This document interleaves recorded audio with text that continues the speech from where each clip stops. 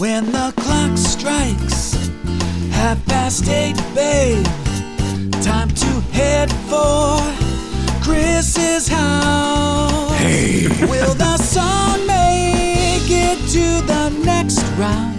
Oh no. Pot of thunder. Let's pot tonight. Come on, baby, let's pot tonight. Woo! Woo! We're cooking. Oh. Lest we forget. Oh, yeah. Welcome to Pot of Thunder, the recognized symbol of excellence in rock and roll podcasting, brought to you by Blue Microphones. They look great. They sound even better, and you know me.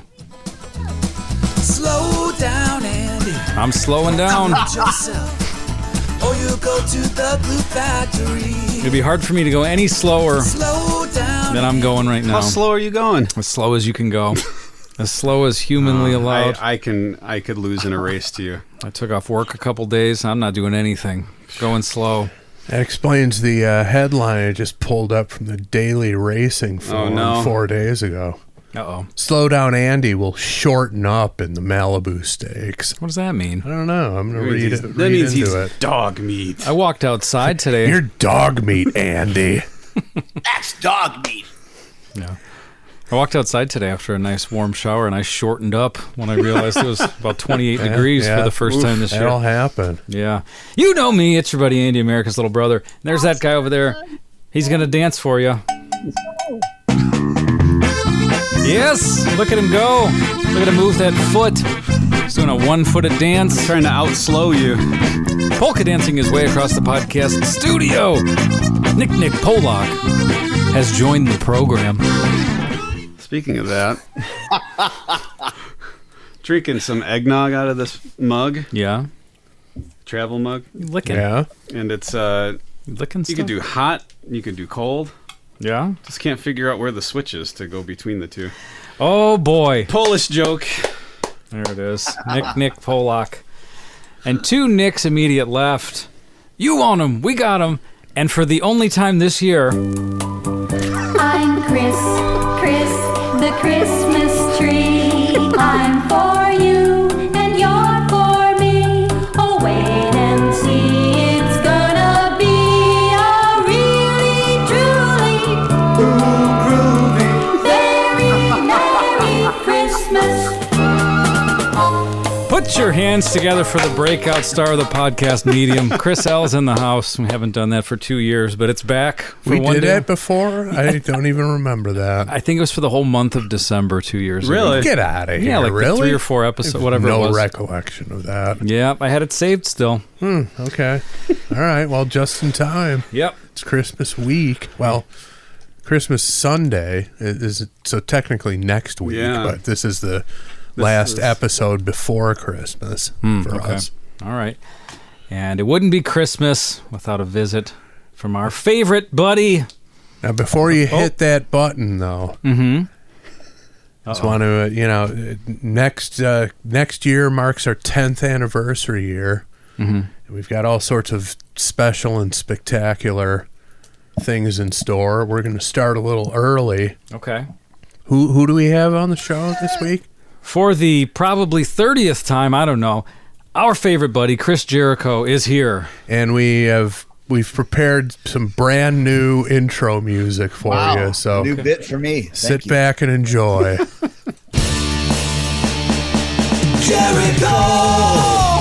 Oh! His voice is music to our ears. Jericho! Oh! His voice is music to our ears.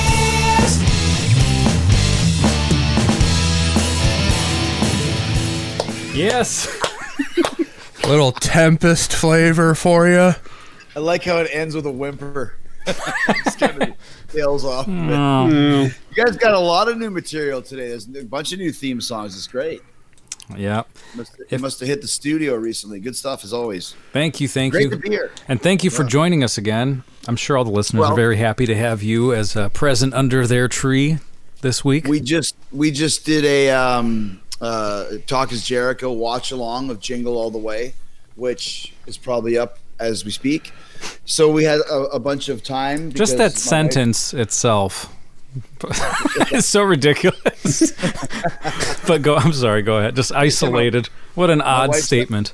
My wife's having a party, and I have no interest in being a part of it. So I thought, well, who else would I rather hang out with than you guys? So here we are for a double whammy tonight, and I'm actually sober in comparison to the other double whammies we've had. But at this point, I'm barely hanging on. Okay. You're getting there? Or are you tired? No. I'm good. Okay. I'm ready to rock. Yeah. Okay, good. We're ready. This is exciting. So we have a little old business real quick. Okay, we have old business. Last week we had the Nat King Cole, John Legend sort of mashup song. Mm-hmm. And we really ripped John Legend the whole time. Uh-huh. And because he's sang over Nat King Cole and just made the song worse and everything like that. Yeah. But I think we should... I was listening to some John Legend the other Giving him day. a fair shake. You always do that. Giving After him a an fair episode, shake. you dive deep on the... And you know, I'm going to be perfectly honest. I'm going to give him credit where credit's due. Mm-hmm. I brought a clip of him actually doing that and making a song better than it was before. Where he goes on an existing song and just kind of sings over it, but it actually improves the song. Oh, wow. There's at least one instance It's that a I was Christmas able to find. miracle. Okay. So I brought a clip of what I found. Nick brought a clip. I'm excited. Here we go.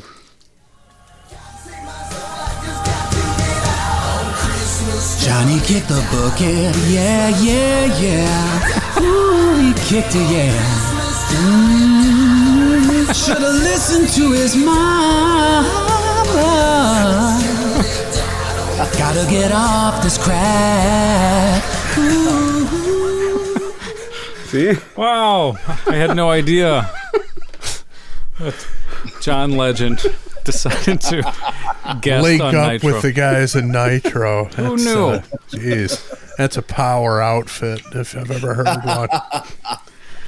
Wow. Well, who could... Just hearing that song. I mean, we never actually did that song isolated, right? That was just part of... No, we did. We did do it. We did it for Pot of Thunder last year on Christmas. Yeah, last year's Christmas episode. Yep. Still one of the worst songs of all time. And just so you guys know, I was pulling this up. We found out that Michelangelo Baccio is now in Manowar. Yeah. I wished him congratulations to that. And I was kind of worried that he might not get back to me because we kind of buried him during the last classic album Clash. Mm-hmm. But he did respond with a let me just find it here. I said, congratulations on the Manowar gig. It's the perfect gig for you. He said, nice. Thank you, Chris.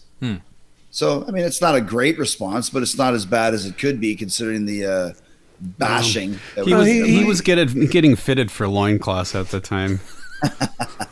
Yeah, he had other things on his mind. Plus, he's in Man of War now. He doesn't have to sink to our level. He doesn't have to be as petty as we are. Yeah. He could be professional, huh? Yeah. Well, I thought that he thanked you for that classic album. I think you sent us something. Yeah, he did. He was actually pretty cool about it. Yeah. I always feel bad because it's like in the picture that I sent you, his wig is in full force, so he made fun of his wig, and I didn't know if he'd like hold a grudge against me for that. Hold a two-handed grudge against me with a neck in each hand. Do you think a lot of rockers are going to follow Joe Lynn Turner's lead and abandon it? Get rid of the wig? Yeah. They should. Yeah? They should. Get rid of the wig. Yeah, why not? Because we've known he's had a wig for 20-odd years, right? Mm-hmm. So yeah. I give Joe Lynn Turner great props for taking the wig off. Did he always wear the eyeliner? Well, like, was that an addition? Like, okay, I lost the wig, I got to do something. Yes, Let's make me look like a pharaoh. Got that. He does have a Yul Brynner thing going on. Yeah, I think you're kind of right. I mean, he went for the Yul Brynner route. It's working. He's becoming the Pharaoh in the Ten Commandments now, which is his new record. Actually, is what it's called. Didn't Halford go with the guy liner when he first buzzed it all off? He may have with the When would I think that with have the been? Halford band, but No, it was before. That's was when he it was doing Fight? Two. No, Two, that's right. Industrial That's the one. Band 2, yeah. I don't know. It's kind of a rite of passage. I think you buzz all your hair off. You got to do the guy liner. It's just sort of a rule. Uncle Fester. Yeah. I think they all had it. All right. So it's Christmas, as we said. We got a lot of stuff here. We do. Yeah. Where do we begin? Where do we got a lot begin? of We've shit got a- here. Are you guys hungry? I'm hungry. We got a full boat here of blessings, so I'm hungry. Who wants to eat dainties? Who wants to eat baked treats with me?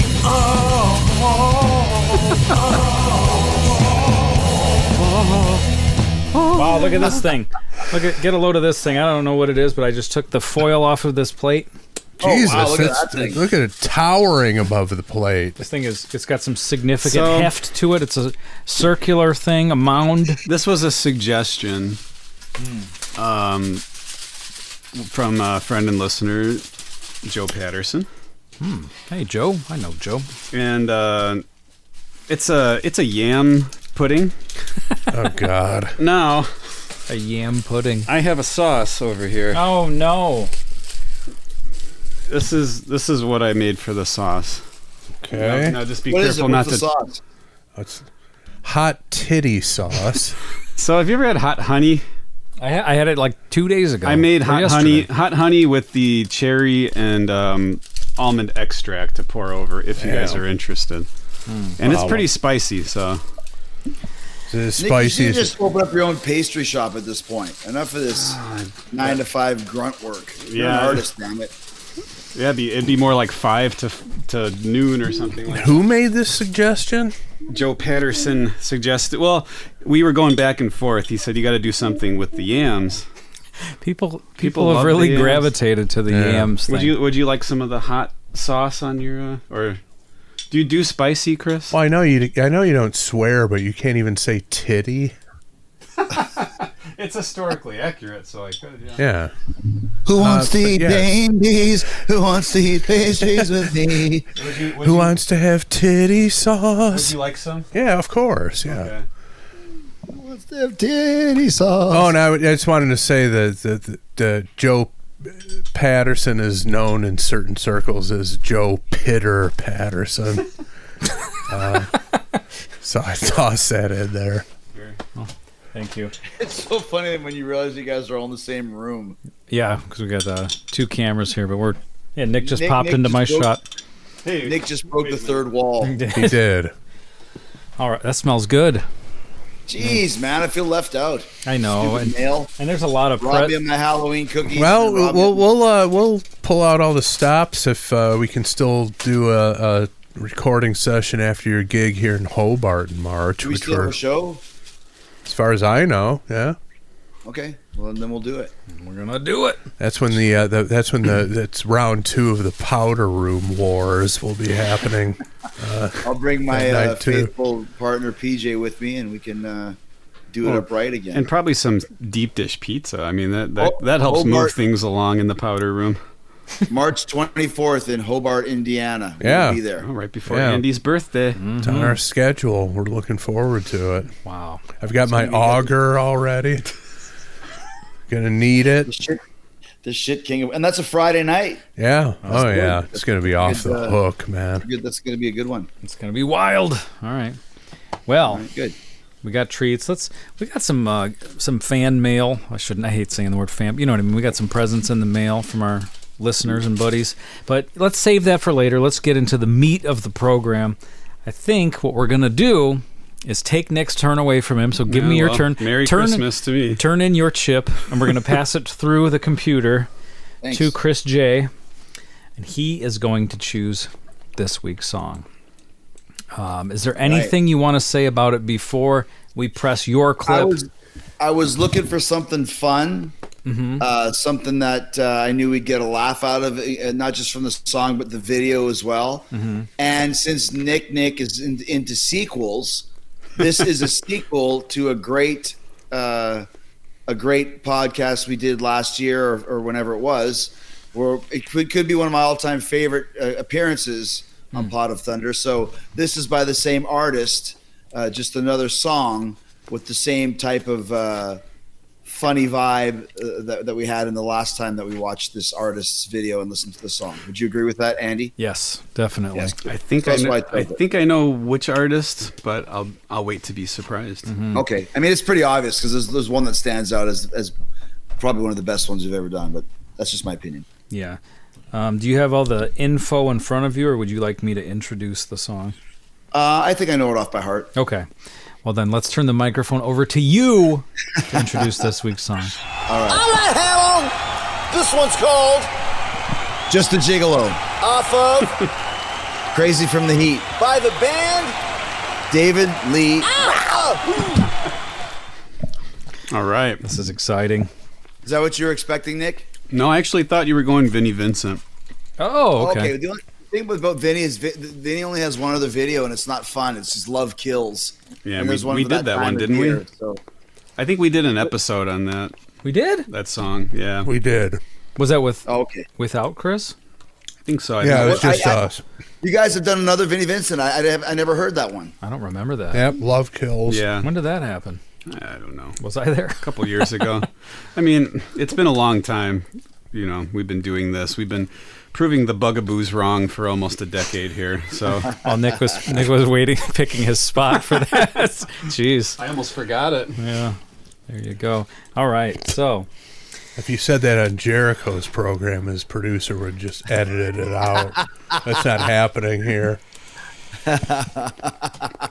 So, are you guys familiar with this song, Just a Gigolo? Oh, man. I Ain't Got Nobody. Well, of course, yeah. So How about the video? oh yeah, I remember this one from when I was a kid. He always had a lot of women in the video, Yeah. and Unlike A Little Ain't Enough, which is when Roth was kind of down and out, this was at the peak of Roth's solo powers. He was technically still in Van Halen at this time, but this is when he went solo. And I remember like going to the States on holiday or whatever, and you would turn on MTV, and Roth would be on every second video. California Girls, Just a Gigolo. California Girls, and I think it's the success of these two videos is what gave him the confidence to split and quit Van Halen. Yes, absolutely. so how did that sequence of events go? So there was 1984. This Yes. is the following year, but then when did he officially leave Van Halen? How did that all go down? So I believe this came out. If it was 85, or it still might have been in 84. I think he was kind of recording it almost right as the Van Halen tour ended. Because if you guys remember, 1984 actually came out on New Year's Eve, 1983. So I think they went on tour right after, did that whole year, and I think by the end of 1984 he was out of the band. Okay. But this came out prior to Van Halen leaving. So I think this might. It came out in 1985. So he was still technically in the band, but it came out January 28th, 1985. So basically 13 months after 1984 came out, this came out. And the funny thing is, it's a 4-song EP. It's 14 minutes long. His whole solo career was based on 14 minutes. Yeah. I mean, that's a fucking dream. No. That's half of a Dream Theater song. now it was was it all covers on this EP or no? All covers. All covers. Okay. Yeah. And this one, I think we discussed it before, but it's 2 songs put together by Louis Prima and his band, I think in the 50s. And there's his saxophone player, Sam Butera. There's a great story that I had read somewhere that he actually got to meet David Lee Roth got to meet him when this version was popular. And he kind of came backstage to Sam Butera and was going to thank him. And then before he even got there, Sam Butera just said, "Roth, where's my money?" And he wasn't joking. And then he turned around and left. Yeah, that's the story that I've heard. Those old school brothers don't fuck around, right? So yeah, and he had easy. Oh, sorry, go ahead. No, I was just gonna say, and David Lee Roth's version is almost moment for moment the same as Louis Prima's. Same, yeah. Very similar. So you said it was 2 songs mixed together. That's the arrangement that Louis Prima did. It was the same thing. Yeah. Yeah. Okay. I didn't know if he had. Yeah, the it was songs. two different songs put together. Okay. Right. So the 4 songs are Easy Street by by the Edgar Winter Group. Yeah. Just the Gigolo, I Ain't Got Nobody. California Girls, obviously Beach Boys. And Coconut Grove, which was a Lovin' Spoonful song. So 4 very eclectic tunes. And the guys that played on it are all session guys. Yeah. And the one guy that stands out is Sid McGuinness on guitar, who at the time was in David Letterman's band and was in David Letterman's band for pretty much the entire run of the Letterman show. That's that guy. Okay. I didn't know that. That's interesting. Of- Yeah, I was wondering who. So it was all. That's an interesting thing that David Lee Roth is like. All right, I'm gonna. Well, I don't know if he was thinking that already. I'm gonna leave Van Halen, but he's dipping his toe into the water of a solo career. He did 4 covers with no band. Yeah, that's and put it out. That's really kind of gutsy. Yeah, like no original material. Well, but I mean that precedent was definitely set on, like, especially Diver Down, which was half covers, and he was never averse to doing that. So, well, Roth's attitude that Eddie hated was if you do a cover, it's already been a hit, so it's guaranteed to be a hit again. Right. That's when that caused the rift. One of the big riffs on 1984.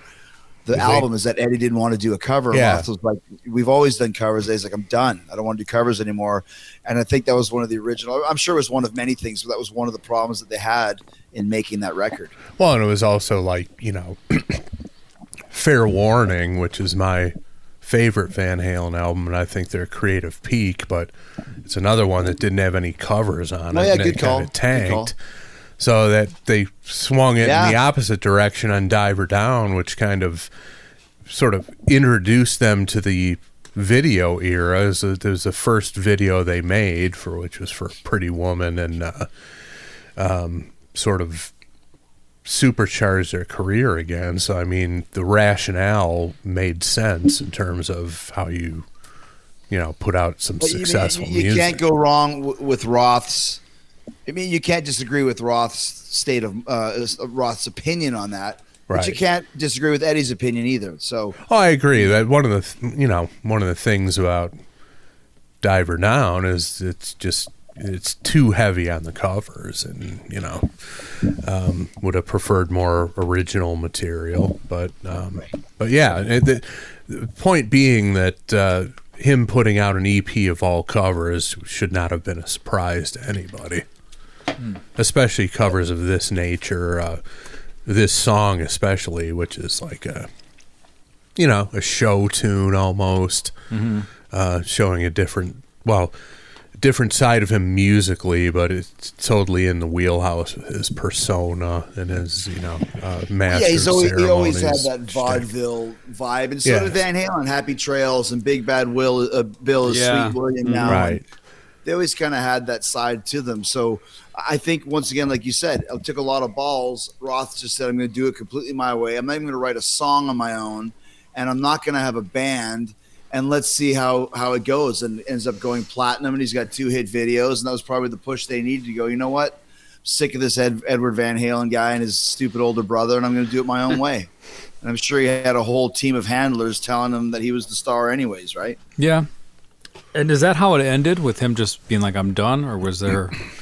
Yeah, he was gone. Because if you look at, once again, on the pantheon of this, Eat 'Em and Smile then comes out a year and a half later, but I think 5150 came out even before that. So these guys were at odds, and like a year later, both of them released great records. So yeah, I think they both had their ideas. I love that stuff from this time period and a little bit before, like when you had a singer like Ozzy leaving Sabbath, and then it was a race for both camps to put out an album to try to beat the others. Mm-hmm. Right, whose would be first? Yeah, right? it's just crazy times in music. And hey, when Eat 'Em and Smile came out, he was in direct competition with VH. I mean, I saw Roth at the arena in Winnipeg, and there was probably 10,000 people there to see David Lee Roth on the Eat 'Em and Smile tours. And I think I don't know if Van Halen was drawing that. If they were, it was probably the same as what Roth was drawing. So when it came out of the gate, it was a pretty close race originally. Yeah, I mean Roth. I think both factions, you know, Van Halen with Hagar and Roth solo, they were enormous successes. I mean, neither side tanked it really. It's just that you know, Van Halen went in a direction that, you know, was a little more commercial, and you know, Roth just kept doing his thing, and you know, I happen to prefer Eat 'Em and Smile by a slight margin, but another thing too is that, like, you know, Roth is the voice. So a lot of people, I mean, obviously Van Halen is Eddie Van Halen, but when you listen to Roth, sounds like Van Halen kind of more than 5150 Van Halen did, because it's a different singer. And people seem to follow the singer as long as the material is good. And he had Steve Vai on guitar and, you know, Billy Sheehan on bass. And he kind of was, I always say it's like the greatest technically gifted party rock band of all time. Oh yeah, no question. Roth, Eat 'Em and Smile. And when I went and saw Ringo Starr just a couple months ago, Ringo has a second drummer. Guess who it is? It's fucking Greg Bissonette. Right. Like, right. still that guy, right? Wow. So. Wow, I didn't know that. Yeah. I thought you were gonna say Ringo sang Yankee Rose. that'd be something. Lights and the city lights. It's the Yankee Rose. He did. Yankee Rose. Replete with at one point he just sticks his ass in the direction of the audience and shakes it back and forth a few times, like in the video. The cheeks cut out. No, he just that was full Steve Harris-esque tights, but in the video he just jams his ass into the lens and shakes it back and forth. I mean, just the audacity of that guy, you just gotta love it. Are you talking about Roth or Ringo? Well, either one, you know. I thought you said Ringo shakes his ass. That's what made me laugh. Well, there was that one part. Well, he does when he Magical Mystery Tour where he did that. Well, he does when he covers Yankee Rose, but I was definitely referring to the original video. All right. All right, you guys ready to get into this? We've got the video here. We could pull the video up. Do I need to do anything to get the video? Or You don't are have you to gonna run do it. anything. Okay, that's how I like it. It's going to be perfect just for you. I can have it. Things done for me. Yep. Oh my gosh, that was funny. All right, so let's take a quick commercial break. Yeah, let's do it. And we'll be right back. Yeah, let me go ahead. You done? Yeah. We'll be right Let me back. max out the screen here. Yeah, you do that. You do that, Omar. Oh, yeah. That is a great product. I really appreciate the sponsorship and the love. Yeah. And the sample that they sent me is amazing. It was Love nice. It was nice that they sent you a sample. They did. What was it? I didn't get Nick's cookies, but I got the sample of the sponsor. Sample of the ad we just featured on the show. Oh, yeah. Well, you know, they know where their bread is buttered. Yeah. You're going to get more mileage out of a Tooge endorsement than us unknown jackasses over here. Yeah. God, unknown. You guys had 700 episodes. You better have somebody know you by now. Yeah.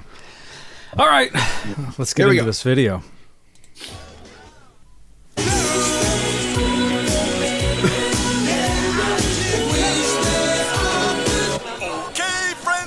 Everybody take your positions, please. Here we go. Counting 6, 5, Counting down. 4, 3, Where's Dave? 2, Somebody want to wake up Dave? rolling. Dave! Hey, another spectacularly captivating world premiere video. You can't take your eyes off of it, and you can only see it here, live on Dave TV. Cut it! Cut it. Thank you, Dave. Dave. So that intro reminds me of something I read about Kelsey Grammer being able to do that, where he was in between takes on Frasier. He looked like he was near death, and then as soon as it was action, he popped into the character somehow and was like just this incredible performance. I heard something similar about that show. Was it called The Boss or something? It was a Chicago-based show where he was the mayor. Yeah. I knew a guy who worked on it as, I forgot what he was, like a or grip or something, but he said that Kelsey Grammer would just be looking at his phone, like not involved with any kind of conversation with the director or with other cast members. He's just like in his own world, and they'd be like, all right, action. And he would just be like, from like guy who's barely there to like whatever the emotion was in the scene, he could deliver it without any effort. So him and David Lee Roth. Just like Dave TV. Yeah. I heard the same thing about Jack Noseworthy. Yeah. Yes, exactly. I always loved that, like you said, like on Dave TV, and he's like, all Dave, all night. Like, just stuff like that is what makes Roth so amazing, especially in this time frame. Like, he's just such a ham, such a scenery chewer, but it just really worked. It was so much fun to watch him do these things. Yeah. Right, but this what we're seeing here, and also from the clip from California Girls, very similar, is Dave completely unleashed, meaning he's not under any constraints from Van Halen. Yeah. Make no mistake, okay?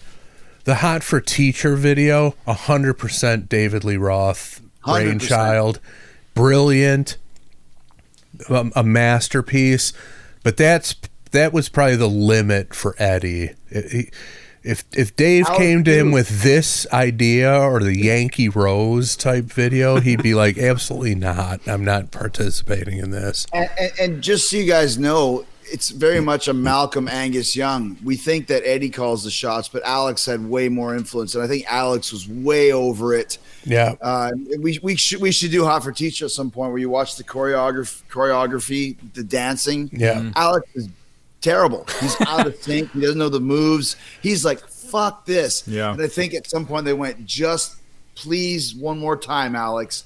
And I think, like you said, Chris, he's like, you know what, dude? I'm done with this shit. I'm done. I can't do it, you know. I'm in a rock and roll band. I'm not a fucking song and dance man, you know. And Roth was like, hey, we are a song and dance band. I think that caused the riff more than any of the musical differences, you know. Yeah. But by the same token, though, I think Alex's awfulness in that video makes it even better. It just adds to the charm of it, whether it was intentional or not.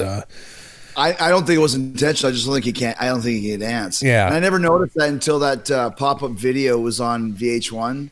Did you ever see that? Yeah. When they showed him, they do like bloop, bloop, and it shows the arrow of him like being out of sync and stuff. So something that I bet none of us know, if this is true, might have to bring up the video and see if we can hear it.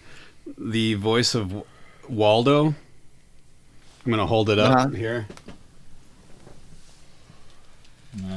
It's very Turn your phone to the left or right. Always see Phil Hartman. Really? That's what it says on IMDb. Wow. Because all he does, he goes like, I don't know, but it says Waldo, Phil Hartman.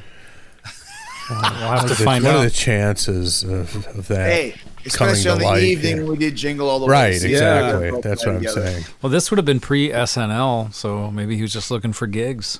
Maybe he was just a lowly, starving voice actor. Yeah. He's on what, Pee Well, Wee's he Playhouse? was a graphic artist too. He did some album covers and things before Really? that. Yeah. No kidding. Yeah. Wow. Well, and Waldo delivers that line. I can't think of the whole thing, but he's like, "What is it? My Mom. shoes are too loose," or something like that. Well, that's Roth, though. That's Roth. I don't know. maybe it's Now that I Roth. think of it, Wow. Sorry, Mom. My shoes are just too tight. That's Phil Hartman. I don't know. That's That's what what it it says. We're going to have to We investigate. gotta save it for the Hot for Teacher show. Yeah. A little known fact is that Waldo the actor is played by a young Michael Cavaccini. Well, it wouldn't be a Pot of Thunder episode with Chris Jericho if Michael Cavaccini wasn't brought in. Fucking prick. Oh, Michael. Oh well, it was a good yeah. episode. And at the end, where they do the sort of Animal House Fast Times at Ridgemont High thing of where are they now? Right.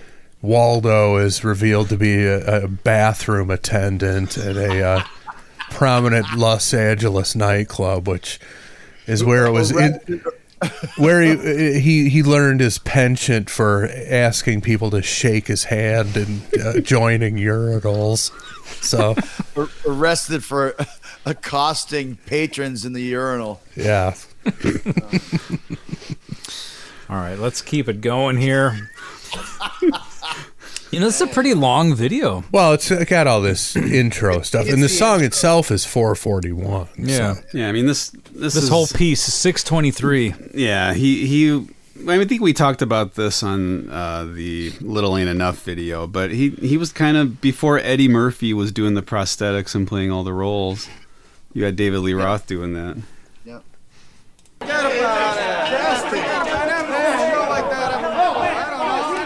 What can I say, Mr. Roth? Isn't he great? Forget about it. David, you've got charisma. Huh? Great, Dave.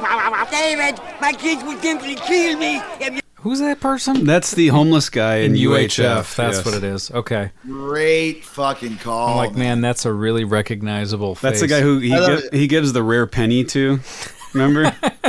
Just thanks, mister. Yeah. Yeah. Okay. David, my kids will simply kill me if you don't sign some things for them. See, and this is kind of like when you have the first song on an album have this really long fade in kind of. It's like, okay, the first time you hear it, it's great, but right. I don't know if I want to see this every single time I watch this video. When's the last time you watched this video? Well, 10 that's years? true, but like when it was on MTV in regular rotation. Yeah, I think you're that right, maybe you're right. people would be like, all right, get to the... Yeah, this one, I agree with you on that. The intro to Yankee Rose in the video, it's like, I wouldn't want it to just cut into the song. That whole convenience store sequence. Well, and also, this was the time when, like, we were laughing about the kick axe. That's dog meat. Like, every video that came out around this time almost had to have the intro. D. Snyder started it with "We're not going to take it," and "I want to rock," and it became the thing. To where if you weren't your weight in gold, if you didn't have some kind of cool intro at the beginning of your video, right? They were getting serious about the medium and turning these into short films. Versus, I mean, especially these, like Motley Crue had it, Poison had it, Bon Jovi had it, like you name it from this time frame. Yeah, everybody had Van Halen had it, right? Right. Yeah, the guy washing dishes at the beginning of Nothing But a Good Time. Get your button gear, or you're out of here. You got two speeds: slow and stop. Yeah, like I want action. Are you guys in a band or something? Yeah, like it was all those. You have all those things. So it was almost like it was expected. You had to have it. Yeah. It's interesting how radio had a sort of limit of like 3:30, but MTV was like, give us a mini movie. Give us Thriller. Yeah. Give us a mini movie. Exactly. Yeah. All right, let's keep it going here. Who else from UHF is going to show up in this video? You're going to sign a good thing for them. Forget about it, Dave. That could be Eugene Levy, but it's not.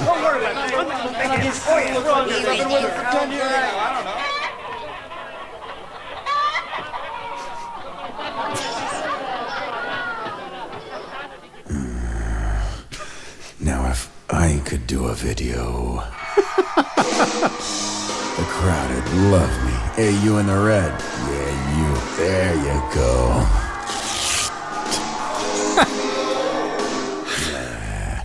I wouldn't do it like that at all. So they're playing part of the song before the song kicks in. Kind of a strange call. It is. Strange call, but, giving it away a bit before, I don't know. Ultimately a vehicle for three women stripping his pants off on screen. It's like, opening your gig, the intro music for your gig is the fucking opening song of your gig. Yeah. You don't do that, right?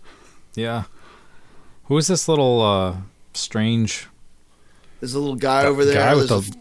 There's a UFO spinning behind him. Mm-hmm. There's a monkey with an umbrella. Dave's got all the pop culture kitsch going on here. He did. I do it just like this. I'm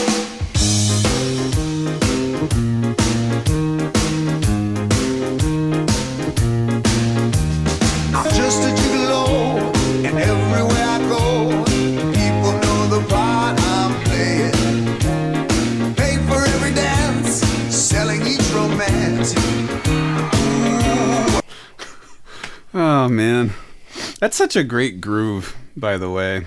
With that, that's why I asked to stop. I was just saying the same thing. That's a really cool walk the dog bass line. And even though this is, like we said, a big band style song. It's really not that far from what you might hear on a Diver Down, for example. And one last thing, right before the pandemic, the last gig I ever saw was in Bakersfield for that short period of time when Kiss actually had a real opening band and not a fucking painter. And it was David Lee Roth. And it was a great package because Roth came out and just hit you with like 10 great tunes, fucking all party rock songs. And he sang great and he was awesome.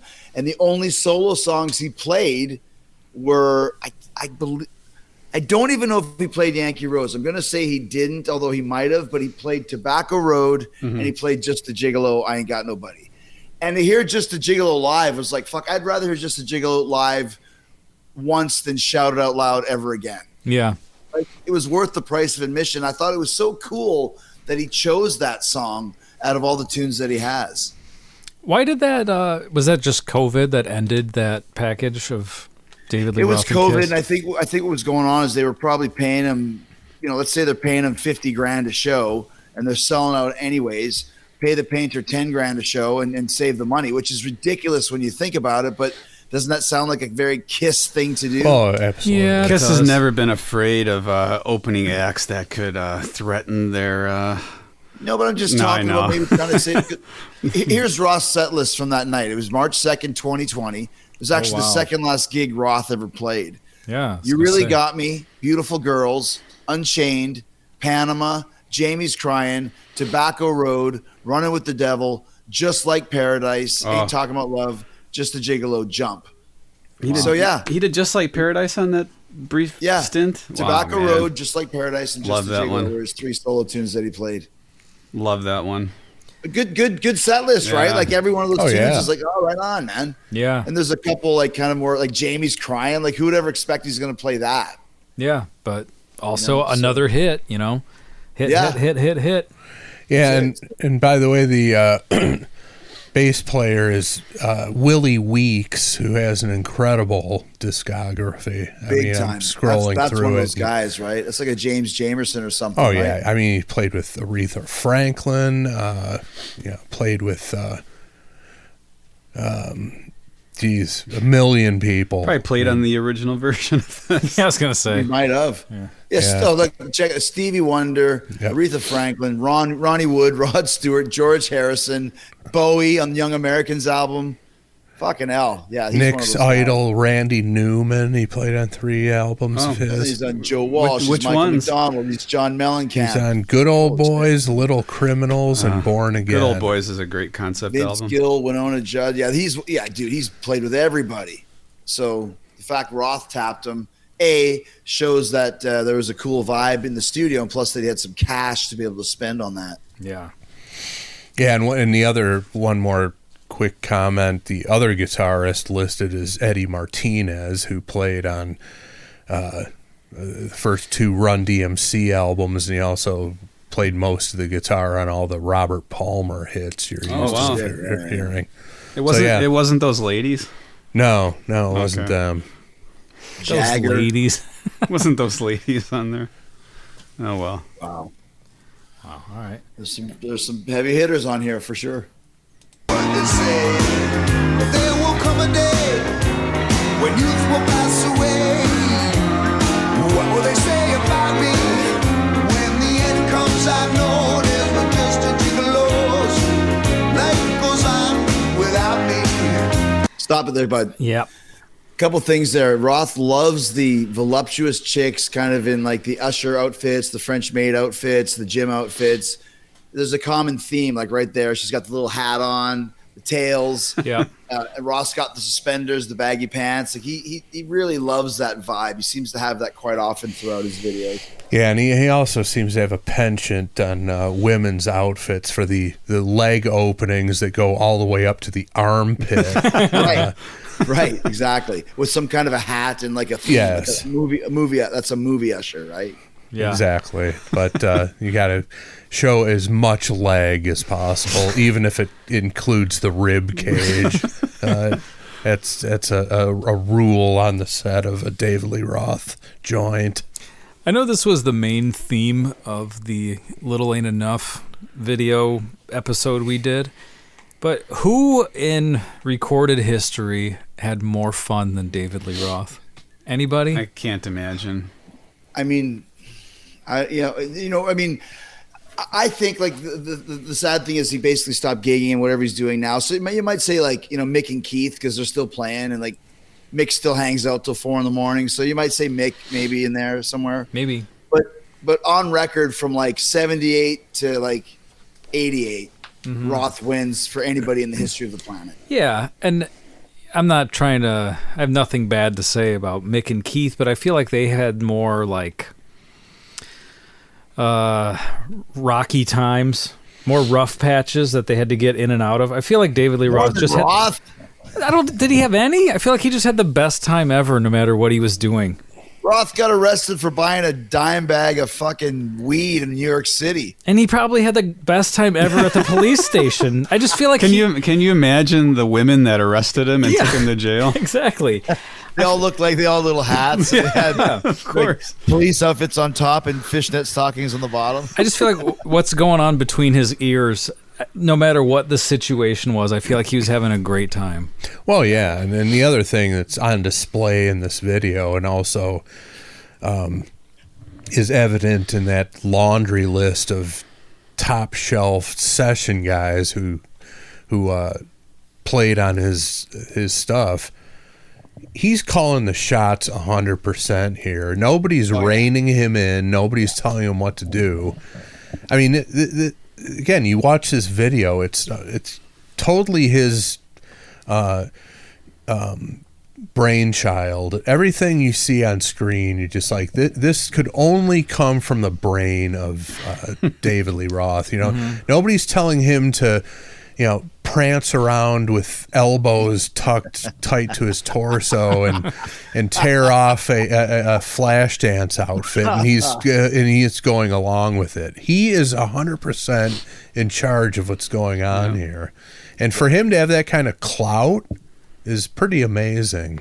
No Kenny Ortega directing his videos. No, exactly. But like I said, like the fact that, and let's be honest, this is a Sting police situation. And Roth doesn't get the same, credit as Sting because he's not, a muso, playing the lute or whatever the fuck it is. Having tantric sex for months on end. Roth didn't have time for tantric sex because he had too many other chicks waiting for him. It's a good point. My point is that you're talking about these guys that left their bands when they were at their peak. Because I would say Van Halen in 1984 is the biggest Van Halen ever was. Can we agree on this? Yeah. Oh, sure. No question it's about like the Police after Synchronicity was as big as they ever were. So these guys are walking away. That takes a lot of fucking balls. I don't care how many handlers you have or how many. Like, the bottom line is Roth had the self-confidence to go, I can do this on my own. Yeah. And not doing it in an egotistical way. It's like, I can really make this happen. And he went and fucking did it. Right. And he also didn't want anybody else calling any of the other shots. He was in a band. I'm gonna call all the shots, and I'm gonna make this an arena level act. Yeah, and he succeeded at that in spades. Yeah. And he would have been 30 at the time when he left Van Halen and put this out. So it's at the peak of his life, not even the peak of his life yet. And that's the thing. When he does put together the Eat 'Em and Smile band, there was a lot of value to having Billy Sheehan and Steve Vai and Greg Bissonette. But when those guys left, it's like it didn't really matter. It did matter in the quality of his material, but had there not been a shift in fucking taste in '91 when Little Late Enough came out, he would have been just fine without Steve Vai and Billy Sheehan. He was David Lee Roth. Yep. It's just that grunge came and everything else came, and the whole style of music changed. Right. But, he didn't need Steve Vai. He didn't need anybody. And once you get to that position, you're going to go it on your own no matter what. And that's what he did. Yeah. And I will say that, though, as a music nerd, as a guitar nerd, a little bit of the luster came off of it when the videos came out for Skyscraper and Billy Sheehan wasn't in the band. It's like, agreed. That kind of sucks, Agreed. Because that was such a huge thing when he announced who was in his band. Totally. You're like, holy shit, this is going to be incredible. That just, among like musician types and music nerds, when you got wind of who was going to be in that band, dude. You were chomping at the bit to get that material, and then when it came out and it was as awesome as you thought it would be, it was incredible. Did you ever see the gig, the Eat 'em and Smile gig? I did not. I'm sadly. So you're talking about these guys, this Billy and Steve. They're doing a 20-minute solo, or maybe 10 minutes, but it's all back, and they go on their stomachs and they're playing their guitars like fucking pianos, and it's like I said, the most technically gifted party rock band of all time. They really had something special. My point is, in Roth's opinion, I already left Van Halen. I don't need fucking these guys with me either. And he probably should have stuck with them, just like Dio should have stuck with Vivian Campbell. But once you take a chance and go on your own, everybody thinks they're going to be the Ozzy route. That Ozzy doesn't need anybody. Right. Those guys might have needed those guys to stay with them a little bit longer at least. Yeah, and there's again massive egos involved when you're dealing with multiple people on that level. But he caught lightning in a bottle with that band and that album, and there's no two ways about it. It's just incredible. It's still one of the all-time greatest records of all time. Yeah, for sure. and anybody who just thinks that it was all about the shredding, especially on Billy Sheehan's part, listen to Ladies' Night in Buffalo or Big Trouble. That guy can fucking play groove in a pocket like anybody, and there was so much variety on that album. It was just it was a masterpiece. Agreed. So now Dave's going into the MTV video land here. Selling his romance. Ooh, what they say. But there will come a day when youth will pass away. What will they say about me? How great is that? Here's another classic. Dave loves twins. Yes, he does. Like we say, he's having the best fucking time. Yeah, Like, I want to hang out here. Yeah, I think we said similar, if not exactly the same. A little ain't enough video thing, but you think they were having a good time on the set when they shot this video? Everyone there, must have been like, all these weird characters and stuff. It's just fun, You don't get the sense that when the camera starts, almost like in Kelsey Grammer situation when they shouted cut, everybody just like had no personality and just did nothing and said nothing to each other. It's like that whole vibe just carried over to the whole production from start to finish. Yeah. What are you thinking, Nick?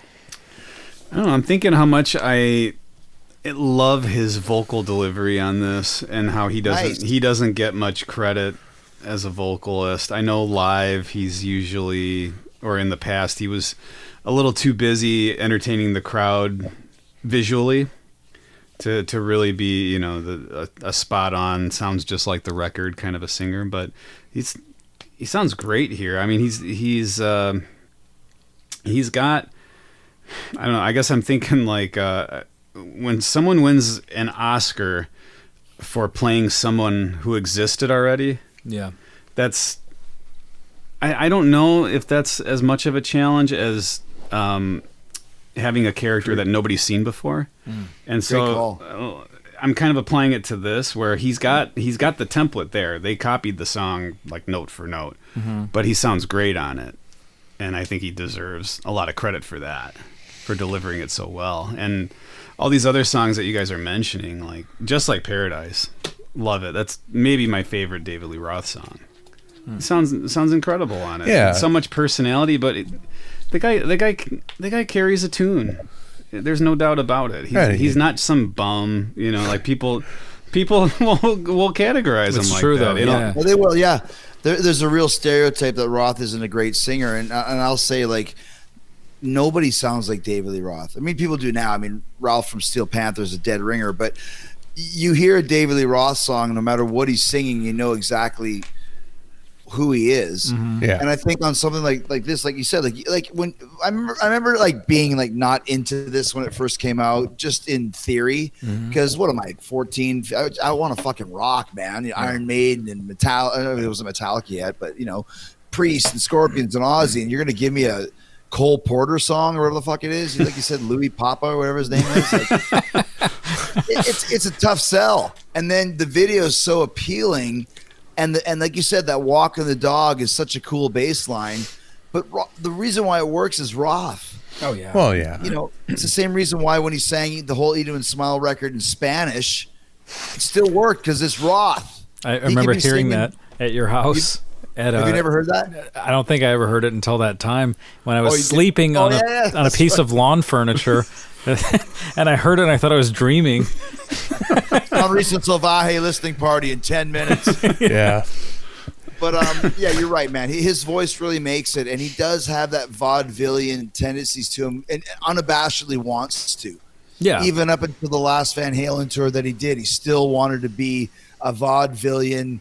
Catskills. Vegas. I'll tell you some jokes, and I'll do some song and dance, and then I'll read the soap advertisement, and we'll move on. You know, he's always adding weird stuff too. Like he added the martial arts to the stage show, where he's I don't know what that's called, but he's got like the staff. ribbon thing, but also like that Gymnast. bow or whatever that is. He's like swinging that. That's when he hit himself in the head. At, Kimmel. Jimmy Kimmel. Yeah.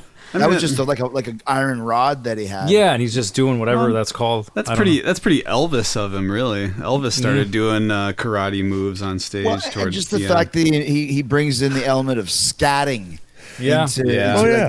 We're just laughing. He goes, like Bruce Dickinson isn't going in 1985 or ever. Yeah. So Roth had that originality that was different from everybody else, and it really worked for me, and it still does to this day. And you get the impression and just that he was a genuine fan of this style of music and all the other entertainment styles he was mimicking. You know, he just wanted to be an entertainer, and you know, all of his recorded vocals up through into his solo material. There's nothing wrong with the recorded vocals. The rip on them was always in a live setting. He was drunk, concentrating on other things.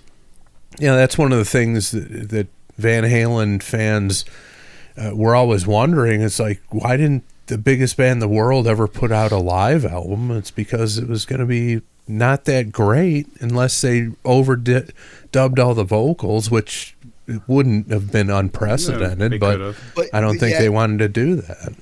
But yet, if you went to a Van Halen gig, you would have the greatest fucking time ever. Oh, no question. And because back then, here's what you did not have. Yeah. Well, right. Yeah, and there wasn't any social media, and there wasn't all that naysayers. You go to the show, and you might go, oh, he sounded a little bit weird in that one part, but fuck, it was so great. And he jumped off the fucking riser, and he spun the kata around, and they drank whiskey, and he played a solo, and it's like, that's all you cared about, man. I never, ever left a gig when I was in high school going, that didn't sound good. He sounded out of key. Maybe I didn't like the band, but it was never like, oh, geez, that guy can't sing. It'd be like, fuck, they didn't do very good tonight. And that was maybe 1 out of 20. Yeah.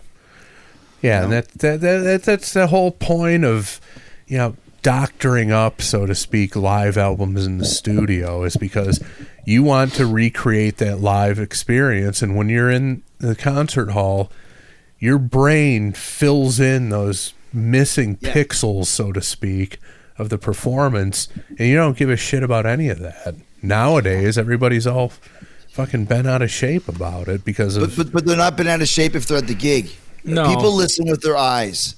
If you put on a good show, people are excited. Yeah. If they film it and put it up afterwards, you hit some shitty notes. Oh, there's a track. Oh, the fucking this sound. Right. Like, dude, nobody ever thinks that from a basement party to a stadium. If you got a great band, nobody ever thinks that unless you watch it back after the show. Correct. It's kind of frustrating that everybody's an analyst. That doesn't go for just music. It's like sports, politics, whatever. Everybody's an analyst. And you can't just enjoy anything. It has to be a critique. Fuck, just go to it's rock and roll, man.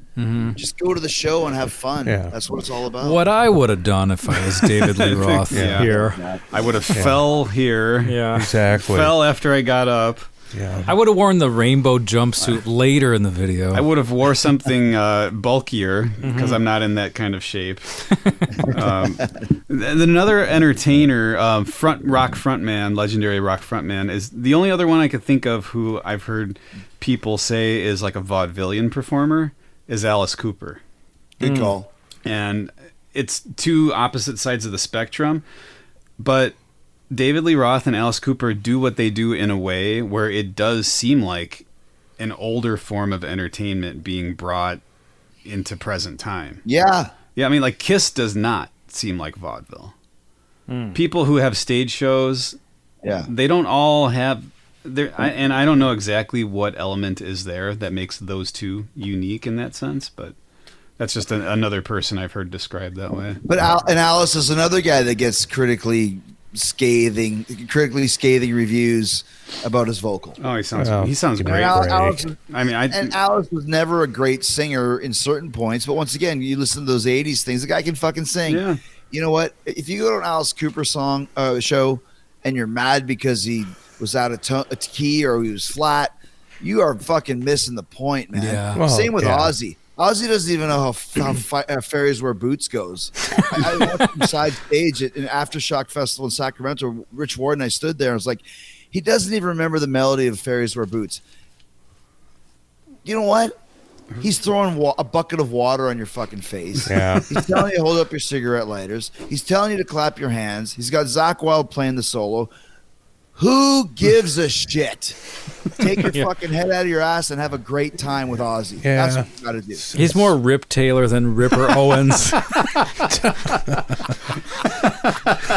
Oh, there it is. Oh my gosh, he's more ripped from Yellowstone than sorry, Yellowstone joke there. Go ahead. I haven't seen it yet. I'm sorry.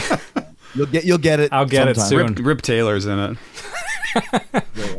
He's still with us. They recorded his parts before. It was like like Ray Liotta in Cocaine Bear. It's their last role. It was his last role. Yeah. Okay. All right. Let's keep going. When the end comes, I know it was just a gigolo. Life goes on without me, cause There's a switch over to I Ain't Got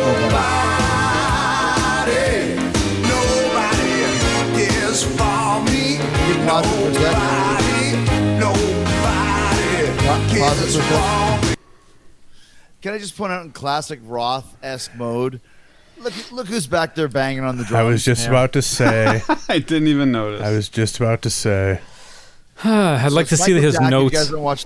If you guys don't watch the video, Roth has now gone into MTV World, and he's dancing with Michael Jackson. In the background, there's three black-faced Rastafarians beating on bongo drums. Yep. And a really good Michael Jackson impersonator. It's a great Michael Jackson. Yeah, it's quite good. The background there for you guys. Yeah. Yeah, there's some kind of jungle motif in the easy. background. Hey, I just said the decor. Easy. I'm not talking about anything else. There's But look at the exotic trees Okay. and leaves. I get it. We're all offended. Look at the smile on his face. That's true. He's having the best time ever. I'm not offended anymore. I can't stay mad at him.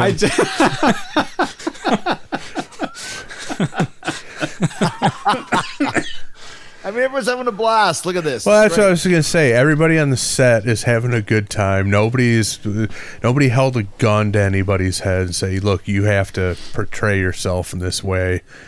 You know, I mean, come on. Every like it's just the way it was back then. And I know so many it people. was a went to different costume time, party right, Andy? with, right. Yeah, with the painted face and the whole fucking thing. Yeah, it was a different time. Yeah, you could. And we talked about it in the other one we did. You simply couldn't get away with it nowadays. But if you made that face, that smile that he's got right true. here. It is Dave. Roth or who's smiling? Roth, look at Roth, him. Look at him. Look at that Guys smile. in the back, it looks like there's a girl in the background that you wearing these boots Yeah, are she made is. for walking Nancy Sinatra boots. Oh. Yeah. Right here on the right. Thanks for the helpful arrow. Yeah. It's illustrating. Exhibit A. Yep. It's like an 8th grade science class. The teacher pointing out things on the projector. Yeah. Cindy Lauper gimmick going on here. Sad and lonely, won't some sweet mama come and take a chance with me? I like that he busts into like a domestic violence scene and he's offering sex to the woman with a smile on his face. He's not reading the room. It's supposed to be Cyndi Lauper. Yeah, you know. Yeah, I know, but and she was about to get hit with a chair there. There's a fight brewing. No Captain Lou Albano impersonator in this scene. That would have been great. I also love the Roth wardrobe change. Oh, yeah. Yeah. As you can see there. I'm not even sure what that is. But even as she puts his arm behind his back and is escorting him. Look at he's mugging for the camera. He's having that good of a time still. Best time ever. But that's why it works, because Roth is always the foil. Like, he'll bust into the Cyndi Lauper domestic feud, but she'll still kick his ass, and he'll be like, I deserved it. I broke into your house. He doesn't care. So he's kind of doing a Weird Al thing here with breaking into parodies of videos. Did Weird Al do that in a specific video, or did he just do that in UHF? UHF, it was different artists, but just kind of the overall idea of doing that. Well, although Weird Al was always pretending to be one of the characters in the existing video, so I guess this is a bit different. David Lee Roth is crashing the party. Mm-hmm. What Al had Al TV, and Dave had Dave TV. That's true.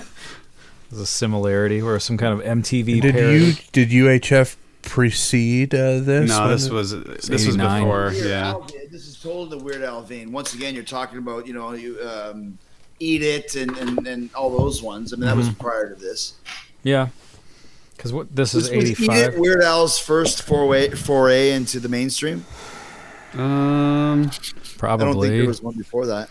At least that was big. I mean, what was the first song? It was like My Bologna, or was the first big or one? Another One Rides the Bus. Another One Rides the big Bus. One.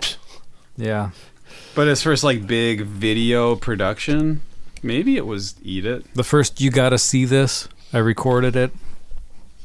I remember that happening with Eat It.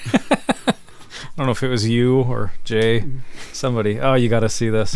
I recorded it. It was kind of like when we first saw the Green Jello Three Little Pigs video. Yeah. You got to see this. Yeah.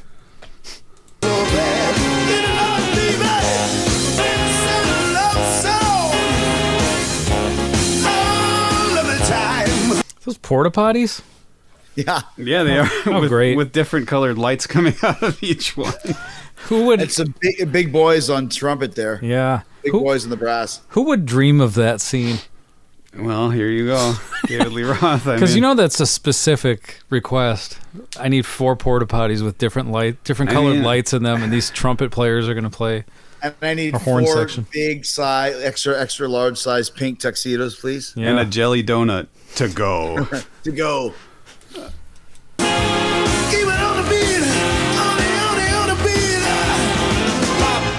Bozy, bozy, bop, city bop.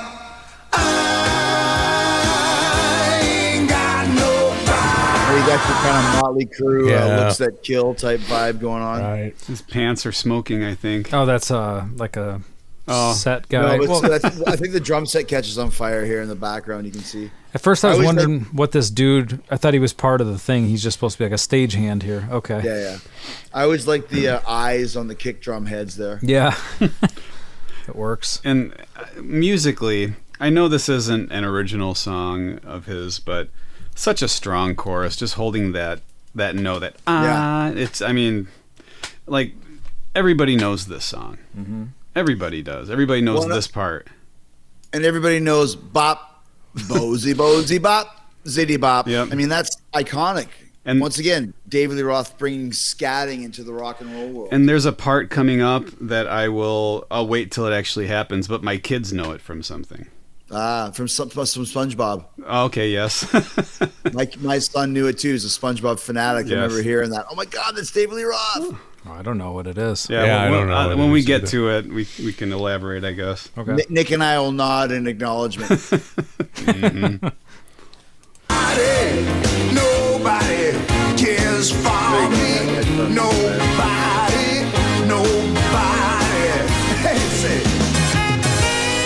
That was kind of Boys Are Gonna Rock video. That's how Chris was walking to the powder room that one night. The way the guy on fire was waving his arm behind him. Boys Are Gonna Rock. kind of not in a straight line, kind of zigzagging.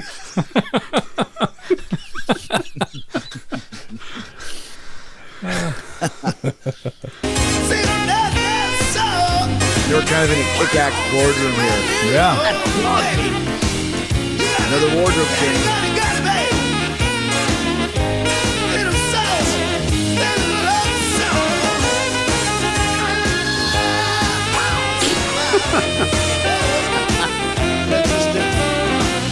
Oh, well.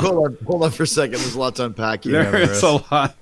So Roth is on the desk, gyrating back and forth. And in front of him is the censorship board. And there's a sign in the back that says censorship board, BORED. Right. And when you turn around this way, there's an American flag in one side and like nothing else there. Mm-hmm. And then you got the censorship board, BORED. One has a Catholic priest with the collar. Yeah. And the Catholic priest just died of Roth. Yeah. He died of Roth. I'm sorry, sir. You have a stage 4 version of Roth. Oh, that's good. Those dances he was doing on the table, legitimately made me laugh during that. Unbelievable. So pompous, right? Like just such a pompous idiot. He is. His character is an idiot, but it's but it's so great. He's the guy at the party that you have the best time, and as soon as 1 o'clock hits, you're like, "Can we get fucking Roth out of here?" He's driving me crazy. Yeah, I bet he would be a guy if you knew him personally, where you'd be like, "Oh, I can't do it tonight." He's gonna tell all those same stories again and grab me and laugh in my face and tell the same jokes. Get on the table. I got a fake laugh. Alex feel. Yeah. Yeah, I mean, imagine being in a band with this guy. Yeah. Yeah. He's best, most, I don't know what the best way to say this, he's most appreciated from a distance or something, you know. Yeah. He's like a cooler version of Sebastian Bach. I was just about to say to a lesser extent, Sebastian Bach is the same way, but he, in many ways, he's probably worse because... Oh, at a worse extent, yeah. Because the Skid Row guys have never worked with him again, and they never will. Yeah. Eddie and Alex sucked it up and got back together with Roth a couple times. 3 times. Yeah. The Skid Row guys, that will never happen. No. They will sooner take a sounding than rejoin forces with Sebastian Bach ever. Yeah. And people still talk about it. Potpourri. Yeah, exactly. But people still talk about it like it's a possibility. It's never happening. They can't stand him. Yeah. Honestly, I've expressed this opinion before. I think people are overshooting what the expectations of that reunion would be. Oh yeah, I mean, maybe it'd be nice for them, but like, they're going to headline stadiums. No, they're not. No, that's not happening. They're playing 2,000 seaters max, if that was House even to happen. Yeah, and not selling out in frickin' Sheboygan. Absolutely not. They're not. They're not playing the United Center. Snake and Rachel know that. That's why they're like, they're happy doing what they're doing. You don't need the fucking hassle. Yeah. You know, you might get one great tour of Japan and do the Budokan, but you know what? What's that $500,000 going to be worth in the long run? Nothing. Yeah, especially if you're miserable. Yeah, exactly. Yeah, they can't stand the guy. So in that respect, he's infinitely worse than David Lee Roth because at least they got along with Roth for 6 or 7 years after the reunion. Yeah. And also, he never gave us what we're looking at right exactly, now. Right. Sebastian never gave us absolutely not anything like Nobody this. else could. No, it's not possible. No, you're right, Nick. Nobody else could do this. Mm-mm. You know, the total package like this. No. Look at that picture right there. That says it all.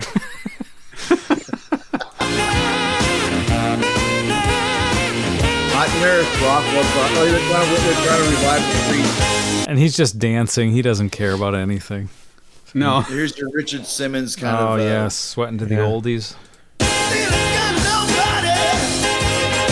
Dave Versailles in the background.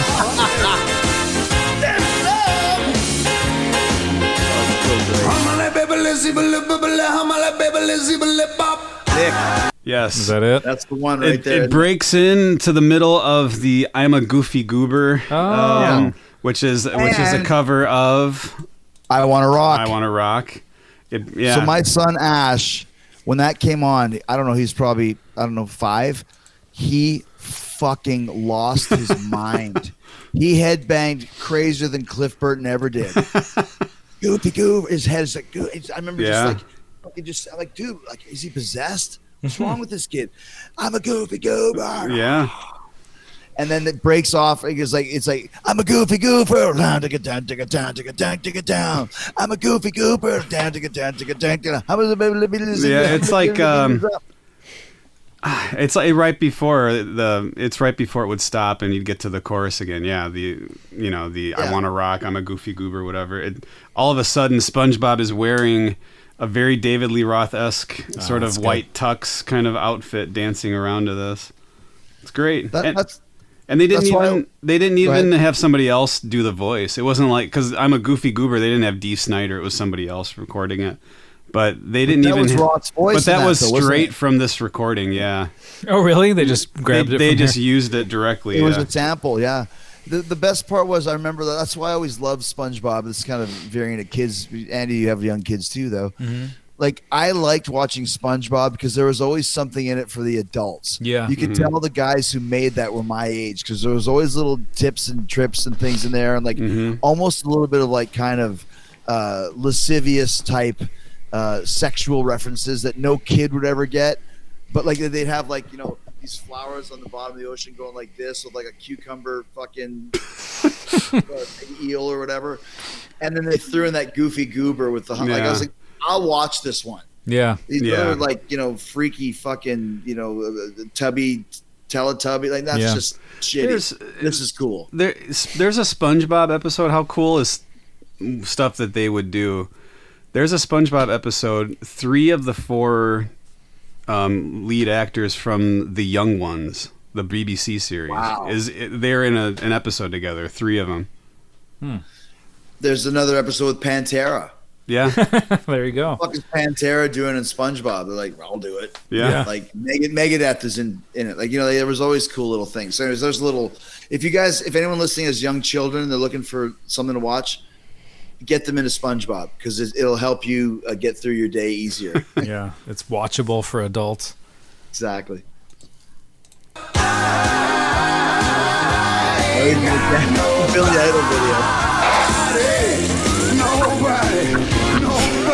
Roth walks by and throws his hand out, which causes Billy Idol to fall backward into the fucking radioactive That's portal. a body count of 2 so far in the video. That Dave has just come and killed people. I like that you said he's an idiot. He's an idiot just walking around, and there's just chaos behind him, and he's unaware of anything. But he's so oblivious. What's going on? You're right. Yeah. You nailed it. He's so oblivious. It's wonderful. It's charming, right? Very much so. Cares for me, nobody. So sad and lonely. I think that is actually Willie Nelson. They went full on Monty Python there. They just had a completely obvious dummy They just falling from the sky. tossed off a ladder. And he's got a sombrero on. It's unbelievable. He doesn't care. No, he's having the best time. He's like a kid. He's like a kid that finds he goes to another kid's house and looks in the toy box. Mm-hmm. Doesn't know what's in there, but whatever's in there, he's gonna do. Oh, there's a sombrero. I'm gonna follow from. Let's do a desert scene. Mm-hmm. There's a wig in there. Let's do a Motley Crue scene. Like whatever he's finding, he's just throwing shit out there. And it all works. Yep. He's the original zero fucks given guy. Yeah. He really is. Mm-hmm. Good call. Want some sweet mama? Come and take a chance with me. I'm sorry. I'm sorry to stop it again. I never knew if this was on purpose, but he was doing, as they're showing the horse, pretty much. He's doing the slowly. He's like a Mr. Ed. He's like sounding like a horse while they're showing the horse. It had to be on purpose. I would say that's not a coincidence. Yeah, I don't think it is. I think and that's it's also totally not a coincidence. There's a scantily clad female horse attendant there as well. It's like I know what this scene needs. This is missing something. A horsewoman. Perfect.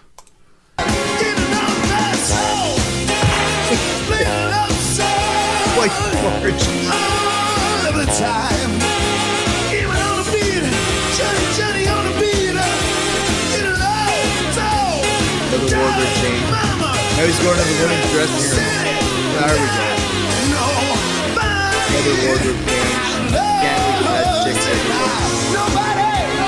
Nobody.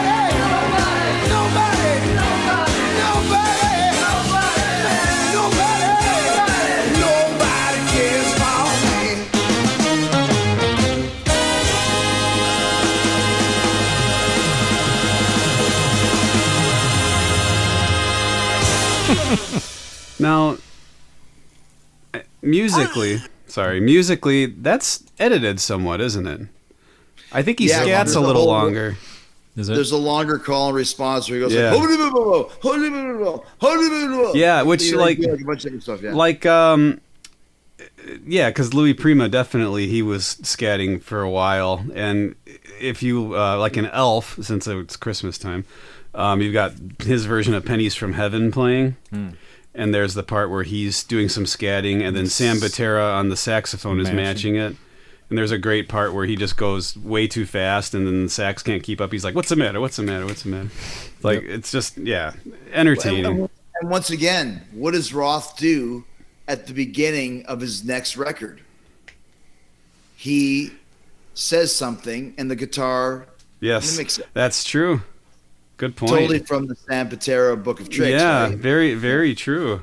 Never thought of that. David, wah, wah. Yeah, I would get rough. Wah, wah. You know what I mean? That's totally from that. Yeah, never thought of that. All right. I think we just have the ending segment here. Denouement, if you will. Exactly. You call it the epilogue, if you will. Rolling. Roll tank. Dave! Whoa! How about that for my video music fans? Love Live all day, all night. We know what you need. Only right here on Dave TV. Oh, great mugging at the end. When I wake up tomorrow morning, I'm going to go, oh! All Dave, all night. We know what you need. It's so good. All right. Well, Chris J., you picked that song. So it's your turn to vote Sweet Surrender or Kick in the Crotch. So when I was looking for something, because we kind of came up with the idea to do another show last minute, and I had a couple ideas of mine. You know, my wheelhouse is always like watching something with a fun video attached to it. Mm-hmm. And I had two other ideas, and then I just Googled right in the 5 minutes that we took in between Jingle All the Way and this, best music videos from the 80s, and this was on the list. I was like, oh, that's a fun one to do. And it was fun. Like, not only just a fun video, but a fun song, great vocal, great arrangement. And once again, for when this came out in 85, I was 14. And because it was Roth, he had us listening to Louis, what's his name? Louis Prima. He has 14-year-old kids listening to Louis Prima. So he's kind of like the big band version of Metallica that had us listening to Diamond Head. We never would have bought a Diamond Head record if Metallica hadn't put out Am I Evil? And not that I was going to go buy a Louis Prima record, but I know who he is now because of this song. It's a great song. It really is. And what I'm saying is to be able to get that into our world in mid-'80s where it was all about heavy metal, fucking posers, kill posers, fuck Duran Duran, fuck U2. We were listening to big band music because of David Lee Roth. Right. Didn't have a problem. Right. You know what I with mean? Mm-hmm. That's a pretty big deal. And, Yeah. and here I am, you know, in 2022, it holds up great. It's a great tune. The video is awesome. Roth is having more fun than anybody on the planet ever. So I got to give it a sweet surrender. Oh, yeah. It's sweet surrender. Hell yes. I just was on tour with him. Hell yes. Oh, yeah. One of our listeners who was at the Kiss Cruise played a game of pickup basketball with Josh Todd. Well, Which is so funny. I'd been on tour with Josh 4 times. He's never said a word to me once. No, really. This tour, he was the fucking best guy. We had so much fun. I would tour with Buck Cherry any day of the week. Really? Great guys. Cool. All of them. But finally, I don't know what he did, but he finally was like, he's a fucking really cool guy. Maybe he was just nervous around me before. It could be. Could be. Could be. All right. Well, who wants to vote next? Nick? A Sweet Surrender, of course. It's Sweet Surrender. Hell yes. And I know I mentioned several times, of course, that this is not like David Lee Roth's arrangement. It's not a contemporary arrangement. It's just something taken from like 30 years prior. Mm-hmm. But what a great arrangement of taking two songs and mashing them up. You really couldn't tell. Yeah, I mean, I don't know them separately. It's brilliantly done. Brilliantly recreated here. And I'm glad you picked this one. This one, like, I have memories of my teen years related to this song, because my first job, there was this older guy, nice guy, and we used to talk about this song. And this was a little bit before, YouTube, you can, like Napster, YouTube, where you could just kind of go and listen to a song if you don't own it. And the guy gave me a tape, and he always wanted it back, but then I ended up quitting and going to another place before I could get it back to him. I still have that tape. Sadly, he passed away, but I have this tape that he gave me. This tape. And yeah, so there's that memory there. And then that was probably his last thought. Where's my tape? Where's my tape?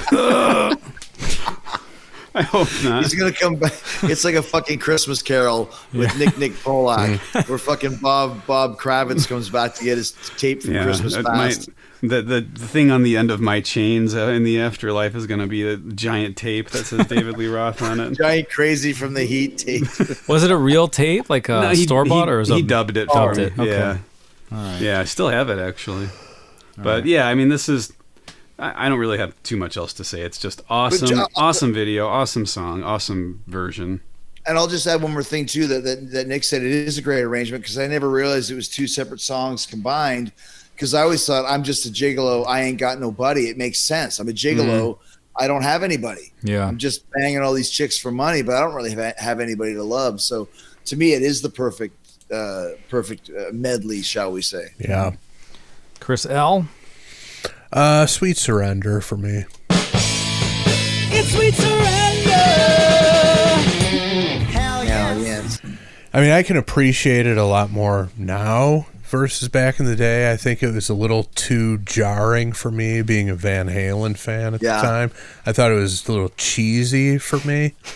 I mean, obviously I loved the video because there's, scantily clad women and it's Dave and it's entertaining, but like to actually purchase this album and listen to it, this song and the other three, was just not something that I did. When it would come up on rotation MTV, I would watch it, but it was a little too jarring for me in terms of what he was coming from in Van Halen, and I thought it was kind of cheesy. And then when he announced he was leaving, and like I said earlier, when word got out who was going to be in his band, it's like, okay, he's going to get back into rock and roll again, and he certainly did that. But taken for what it is, and being able to look at it through the lens of my current incarnation, I can definitely appreciate it a lot more than I did way back in '85.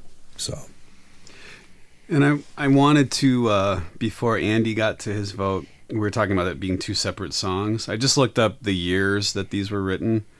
Just a Gigolo was, we just watched an Arnold Schwarzenegger movie earlier. It was an Austrian tango song from 1929. Oh, wow. And I Ain't Got Nobody is from 1915. Wow. So that's how old the source material is for this song. 70 years earlier in 1985. Yeah. Roth is dragging out songs from 70 years ago. Who the fuck else would do that on their first solo album, leaving the biggest band in the world? That's crazy. It's amazing. They have a lot of gigolos in Austria. I would assume so. Is that the takeaway from this information? I guess so. I don't know. I didn't know that Austria had the J sound. I thought it was like Gigolo. Could be. That could be the Yup, the Gigolo. the Yankee pronunciation, but I guess that was a viable profession up there, Gigolo. Hey, you got to make money somehow. World's profession. That's right. I'm giving it a sweet surrender, of course. It's sweet surrender. Hell yes. And rather than telling you how great it is, we know that. I looked at the listener submission list, and this song was submitted one time. Oh, nice. So we're going to give credit to Jim Fur Ain't Free Freeburger. Jimmy Freeburger. What a guy. Chris in the past. That's not his real name. Chris has called him Jim Furburger in the past. So of course. I could have guessed that one. Yeah, I know. Mr. Subtle, mysterious Chris L. Me and Booger from Revenge of the Nerds, we've just got the hairy vagina illusions down pat.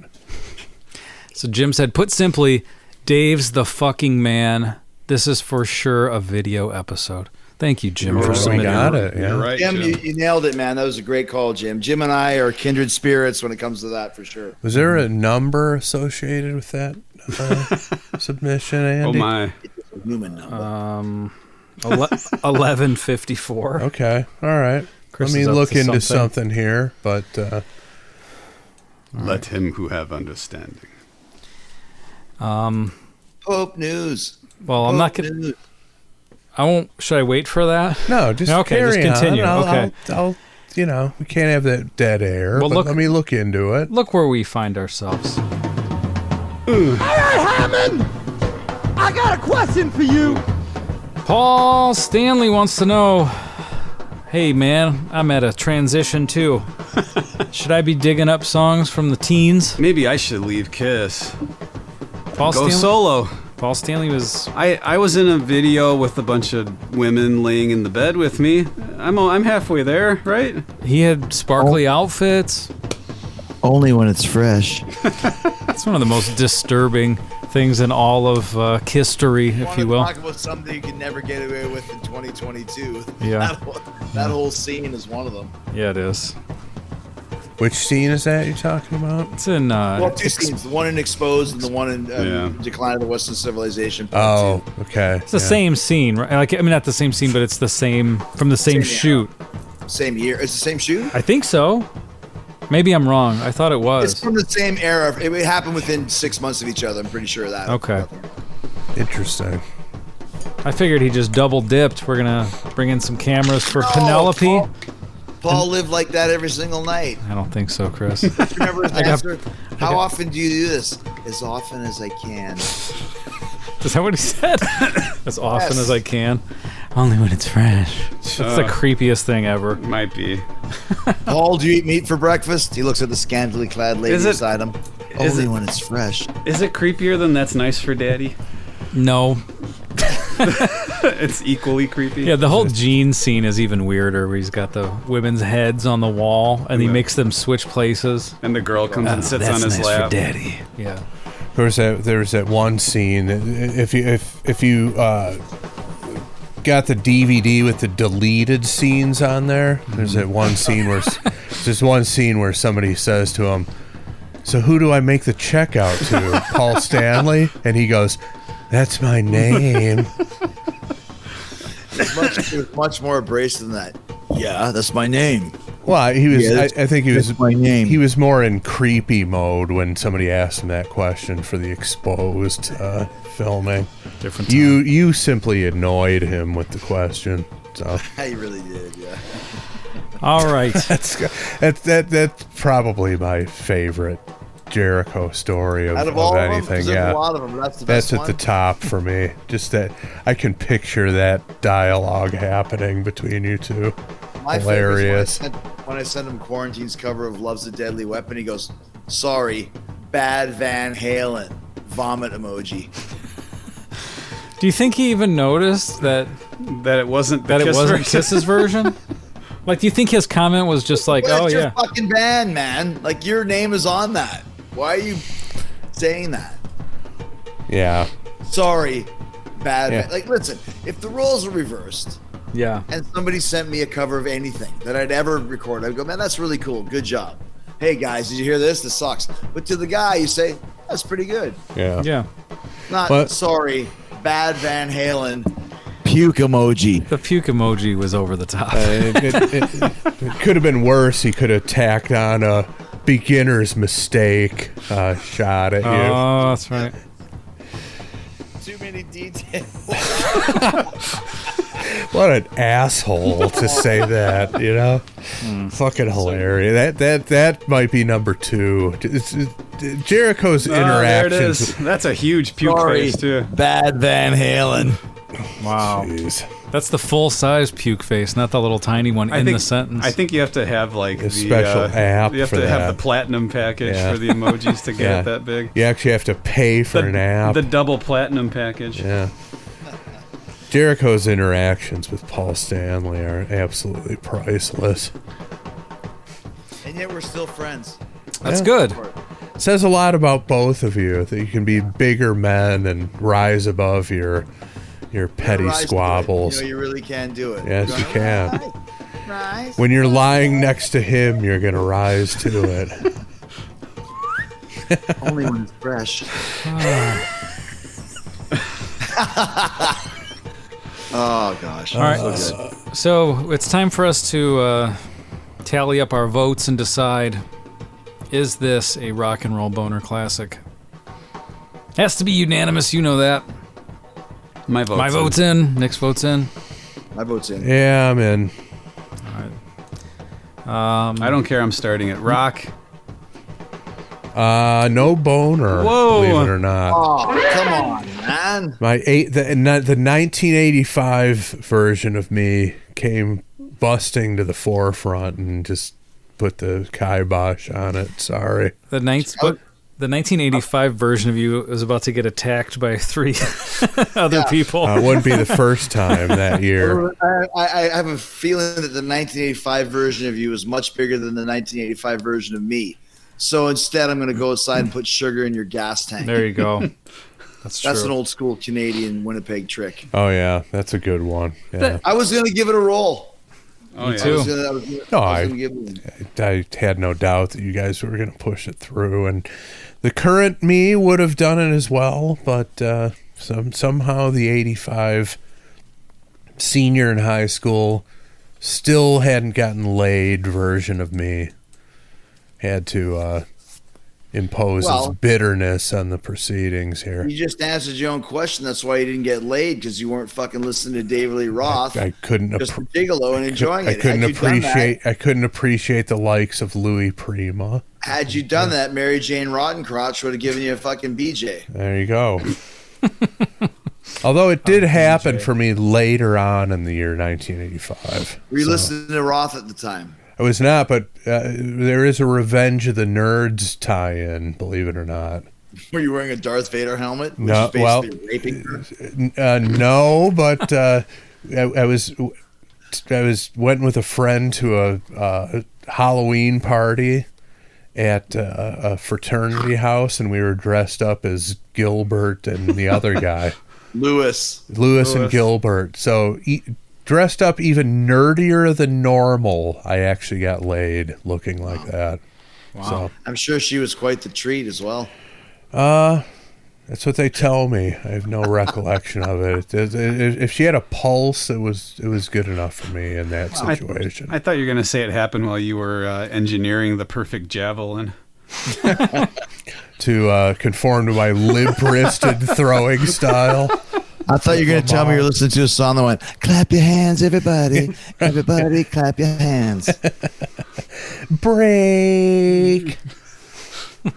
I will say, though, that I was deflowered in the basement of a sorority house, and I had to climb out the window in the morning before the house. Use the door? Because the house mother was upstairs, and I would have been totally busted for that. Chris would have had to have a relations with her too. I was going to say that's what would come next.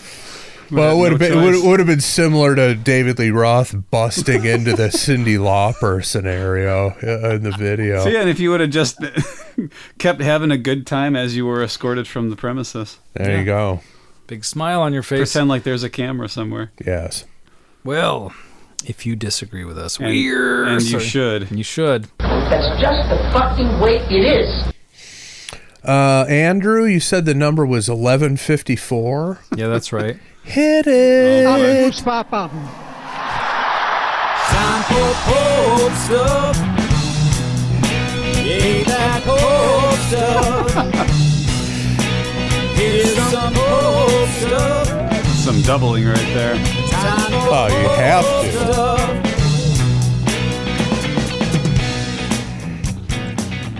to. Any encounters with Kim Wilson or the Fabulous Thunderbirds in your life?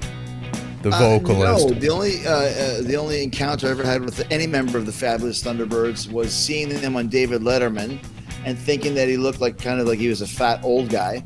And the other one was I did meet Jimmy Vaughn once. Oh, he was cool. A really great guy. Yeah. Wearing a full suit, having a shot of Jack Daniels in a honky tonk. As we would want to. Yes, classy individual. But yes, I really liked the Fabulous Thunderbirds, and I really liked Jimmy Vaughn. Kim Carnes, not a fan of. Kim Wilson. Kim Wilson, he left you guys hanging on your show. He stood you up. That's right. He did, actually. This is true. But, you know. That was the last straw for me with Kim Wilson. The first and last straw. Yeah, that bridge has been burned. But yes, year 1154, under the heading of religion, there's one entry, and it is this. Walked away. Walked away? He walked away. The hell kind of what is this heathen? This blasphemy. He's listening. I saw you in the Pope stuff, getting ice. Yeah, there you go. Keeping it fresh with the Pope stuff. It's December 3rd of 1154. Do you know who the Pope was then, Nick? Nick has an uncanny ability to know who the Pope was. I don't, but I'm going to just put out a name. Do it. I'm going to guess it was a Stephen. Incorrect. Oh, well. Nice try, though. Appreciate the effort. Pope Anastasius IV dies after a 17-month pontificate. He is succeeded by... Stephen? No. Nicholas. No. Kim? Adrian IV, parentheses, the only English pope in history, is the 169th pope of the Catholic Church. Okay. Some good trivia. Yeah, that's English significant. Pope. The only English pope in history. Wow, an English Pope? Yep. Yeah. And coincidentally, he had the worst teeth of any pope in history. So there's that as well. Good to know. That's some Pope stuff. That was it. Nick, last week... Well, guys, I think that bit might have kind of run its course at this point. You got to know when to hold them and you got to know when to fold them. That's my advice to you. Don't blaspheme in here, Jericho. Don't you blaspheme in here. here. That's what I was saying. The one honky wants 4 fried chickens. Jake. The other hunky wants 4 pieces of dry white toast. Aylwood, the Blues Brothers. Sorry, that's my Mac Guitar Murphy imitation. Yep, there you go. That's good. Nick, last week you told us you had a clip. Yeah, something unfortunate. Yeah, something unfortunate happened. The reindeer were sick, and Santa might not be able to fly this year. Yeah, Nick had a clip that came from Santa. Yeah, and wait a minute. What's that out the window? What is that? There's a figure, some kind of sleigh-like. You see that thing? 2 figures standing. Let's get in closer.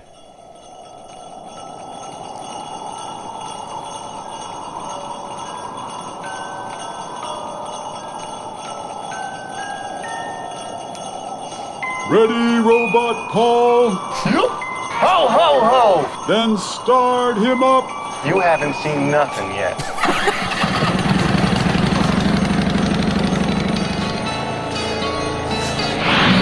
Merry Christmas, Hot Thunderstand. Merry Christmas. Wow! Christmas, I love it. Wow. Robot Paul came back and saved the day. Mr. Rake the Leaves is pulling the sled. Unbelievable. Wow. Where is that Robot Paul from? It was from some MTV countdown where Paul was hosting hosting a Christmas show wearing a Santa outfit. I remember. He saved Christmas. Great. He saved it. Oh, wow! So you guys want to hear a quick story? The very first time I was supposed to have Paul Stanley on Talk is Jericho. This is before I met him. He had his book that came out. Face the Music. Face the Music. And I was so excited because he was coming into the studio, Westwood One in LA. Mm-hmm. And I had 4 guests booked that day. I think it was like Zach Wilde, Paul Stanley, William Shatner, and somebody else. And fucking Zach Wilde canceled. And somebody else canceled. And then Paul canceled. And I was so furious. And I was like, why did he cancel? And my producer said, well, he was running late. And he just said, I can't make it. I'm canceling. And I was so mad. I was really tight with Andy Biersack from the Black Veil Brides at the time. He's still my friend. But we were really like, he's like 20 years younger than me, but he's the biggest 80s Kiss fan besides me. Don't know why. And I was like, Andy, I'm going to put together my own Paul Stanley podcast where I ask the questions and then I find sound bites of Paul that make him look bad. Yeah. And I'm going to make my own Paul. I was like, I'm going to fucking ruin this guy. And Danny's like, well, you probably shouldn't do that. Like, he didn't do anything that bad. He canceled him. He's like, well, yeah, but I mean, like, you're going to try and like bury him, like, to his, like, you know, so hey Paul, what do you like? I like fucking chicks, or like whatever the hell I could find, you know what I mean? I didn't do that, and then like 3 months later I actually had Paul on Talk is Jericho, but I was going to put together a whole 60-minute podcast of something that you guys just did, of taking his responses to my questions that made him look really kind of bad. So there you go. Was the first time you met Paul the first time he was on your show, or did you meet him one time in between there? So he I was in WWE at the time, and he was looking. His son was a big wrestling fan, and a referee randomly came to me through a mutual friend and said, "Paul Stanley wants a video from John Cena."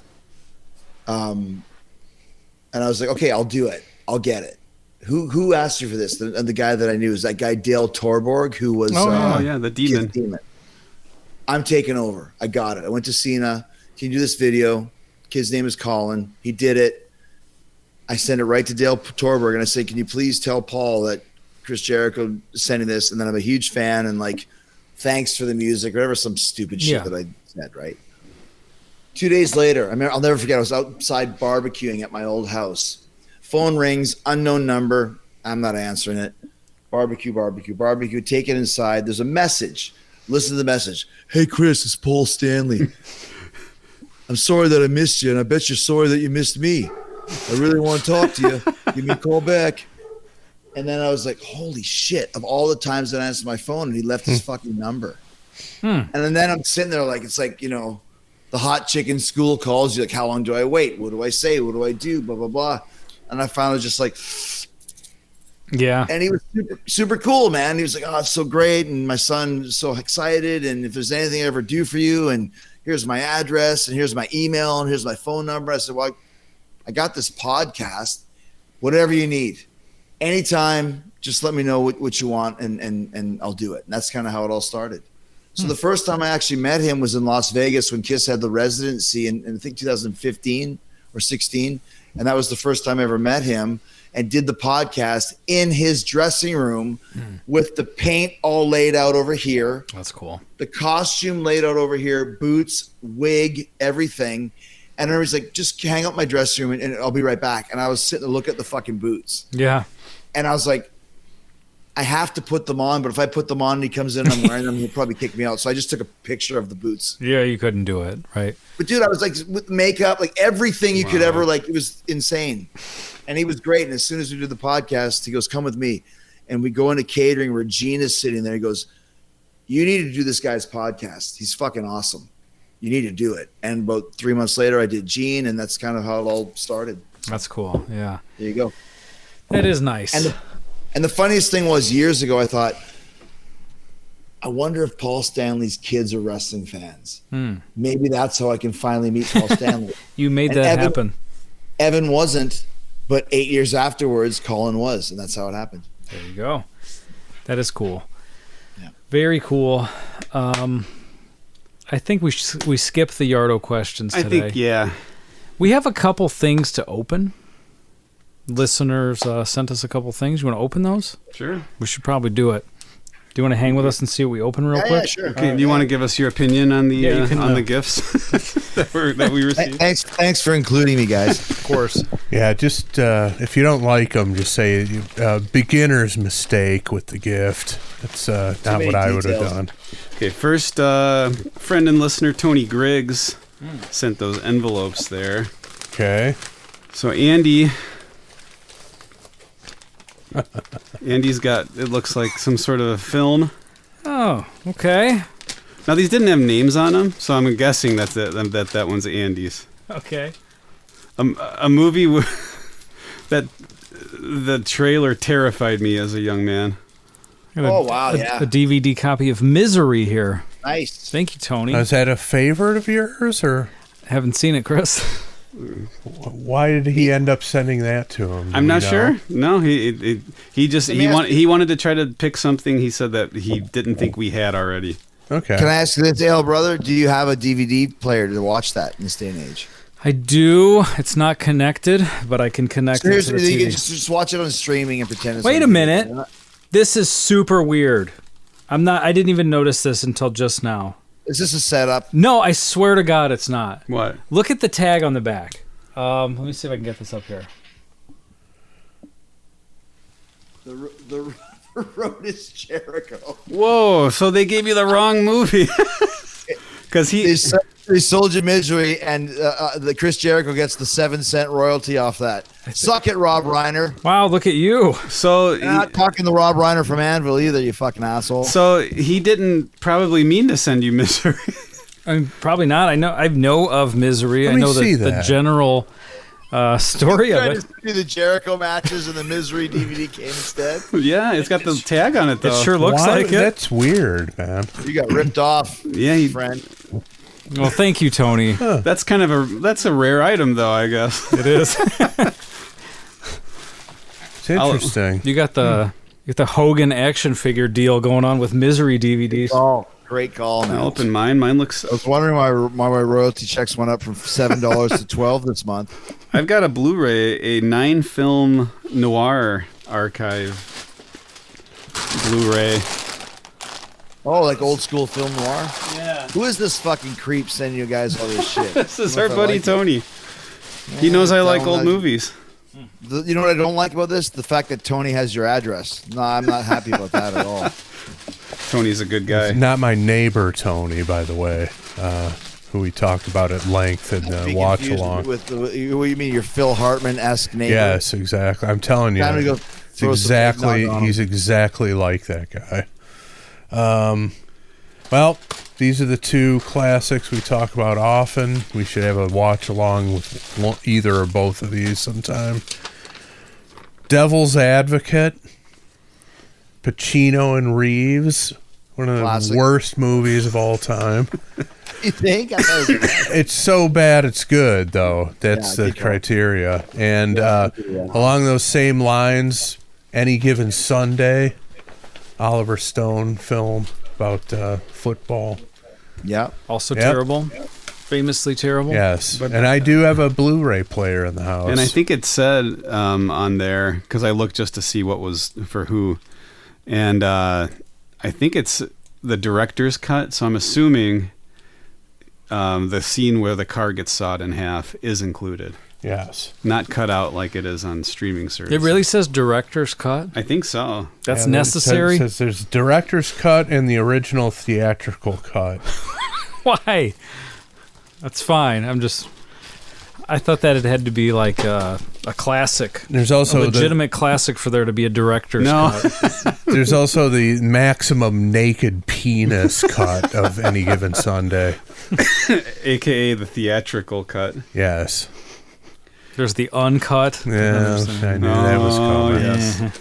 So thank you, Tony. The circumcised edition. Yes. And then what's this, Andy? That's from. Who's this from? That's from me, Chris, and Chris. All three of us got this for Nick. Yeah. Wait, what? This was from enjoy it. me and the Chris's. Yeah. From What? Look what Nick What? got. He got a Pot of Thunder apron for all his baking. Wow. Amazing. How When you does that- start up your own bakery shop is- and ditch the 9-to-5 accounting job. I was not privy to this, but I like it. Fantastic. Sure you were. Well, don't worry about it, Chris. Andy and I figured you'd Yeah. enjoy it. When we took a third of the price out of your paycheck. Yes. Thank you. Money well spent. A bargain at twice the price. That's fantastic. And then we got one more thing here from Colin Taco Bell, all the way from merry old England. Wow. Sent us some wrapped gifts here. Just a couple Is of. that like the bomb that Sinbad had I in know. the Jingle All the Way video? I'm listening to it. That would be weird These for are the you. Taco Bell gifts, right? Yes. Ooh, You better call Martin Mull to come check that out for you. He said just a couple of gifts to wait, what? Just a couple of gifts Oh, wow. each to say thank you for the great entertainment you bring to myself and my fellow potheads each week. It is very much appreciated. Did you guys get a custom guitar picks? Wow. featuring the 4 people being recorded right now? Oh my goodness. With the We're gonna have to share one. Let's see here. I don't know if you can really see it. It's the, Oh, look at that. the Destroyer. It's awesome. But it's got should have your face on the other side of it. Oh my god! I didn't Oh, even it's notice got our that. face. It's got my face on the. Yeah, mine has my face. Oh on wow! That's awesome. I have to get you one of these. Those pics are cool. That was from our solo album. Very cool. Episodes from several years ago. Oh, it says for here. Let me tell you what it says quickly. It says for ALB, someone who got preteen Andy excited. Now it's a Funko figure. Is it fucking Myron? We already have that. There we go. We mentioned him a minute ago, and I'll be damned.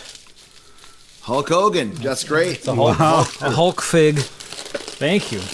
Every time I get a text from the Hulkster to this day, it still makes me happy. Yeah, I can imagine so, right? One of the greatest moments of my professional career was interviewing Paul Stanley and Hulk Hogan within a 4-day period. Oh, that's cool. My 2 biggest heroes in grade 12. That's awesome. Wow. Nick got a. It says someone who got a teenage Chris excited and something that gets adult Nick excited. So. It's the Great British Book of Baking. Oh, wow, like that. 120 best loved recipes. Thank you very much.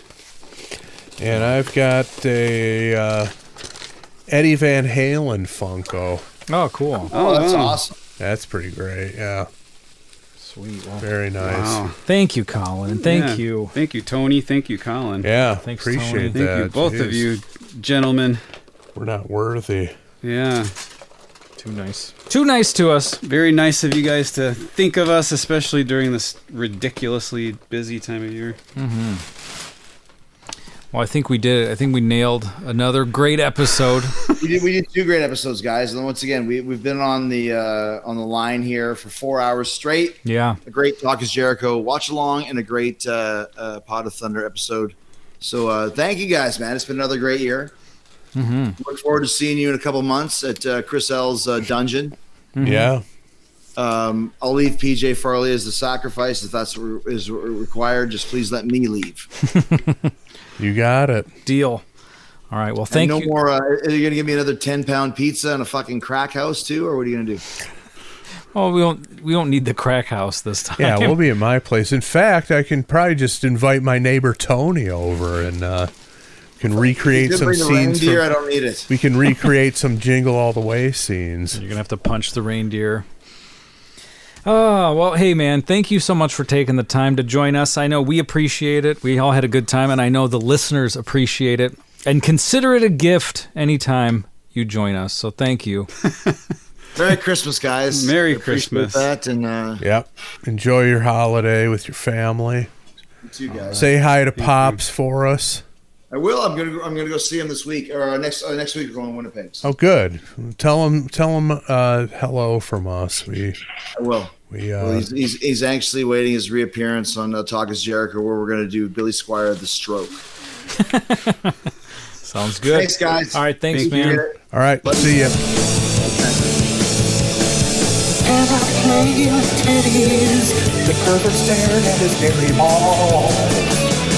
Can I play with titties? From this creep, she'll take it all. Can I play with titties? She saw my prick and she laughed at me. Ha ha. Can I play with titties? She said these tits you'll never see.